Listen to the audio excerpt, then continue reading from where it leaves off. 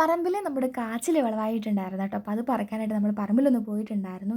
ഈ കാണുന്ന മരത്തിലേക്കാട്ടോ നമ്മുടെ കാച്ചിലിൻ്റെ വള്ളി നമ്മൾ കയറ്റി വിട്ടിട്ടുണ്ടായിരുന്നത്. മോർണിംഗ് ബ്രേക്ക്ഫാസ്റ്റിന് നമ്മൾ കാച്ചിൽ വേവിച്ചത് കഴിക്കാനുള്ളൊരു പ്ലാനില്ലായിരുന്നു നമ്മൾ കാച്ചിൽ പോയി പറിച്ചിട്ടുണ്ടായിരുന്നു കേട്ടോ. ബ്രേക്ക്ഫാസ്റ്റിന് കാച്ചിലൊക്കെ കഴിക്കുമ്പോൾ എന്ന് ഓർക്കുമായിരിക്കും, പക്ഷേ കാച്ചിലൊക്കെ കഴിക്കും കേട്ടോ. കാരണം നമ്മുടെ വിറ്റമിൻ സിയുടെ മെയിൻ സോഴ്സാണ് കാച്ചിൽ എന്ന് പറയുന്നത്. പല സ്ഥലത്ത് ഇതിനെ കാച്ചിൽ നിന്നും കാവ്യത്തിൽ നിന്നൊക്കെ ഓരോ നാട്ടിൽ പറയും കേട്ടോ. And also known as great ചെയ്യാം. അങ്ങനെ കാച്ചിൽ പറിച്ചതിന് ശേഷം നമ്മൾ നോക്കുമ്പോഴത്തേക്കും നമ്മുടെ ഒരുപാട് തേങ്ങ ഉണ്ടായിരുന്നു കേട്ടോ. അതിലൊന്ന് വീഡിയോയ്ക്ക് വേണ്ടി ജസ്റ്റ് ഇങ്ങനെ എറിഞ്ഞ് താഴേക്കൊക്കെ ഇട്ടിട്ടുണ്ടായിരുന്നു. അതിനുശേഷം നമ്മൾ നേരെ പോയത് നമ്മുടെ കുരുമുളക് നോക്കാനായിട്ടായിരുന്നു. അപ്പോൾ കുറേ കുരുമുളക് വിളവായിട്ട് താഴെ വീണ് കിടക്കുന്നുണ്ടായിരുന്നു. അപ്പോൾ അതൊക്കെ നമ്മൾ പെറുക്കിയെടുത്തു. നമ്മുടെ ആവശ്യത്തിനുള്ള തേങ്ങയും അതുപോലെ തന്നെ കുരുമുളകൊക്കെ നമ്മുടെ വീട്ടിൽ നിന്ന് തന്നെ കേട്ടോ നമ്മൾ എടുക്കാറുള്ളത്.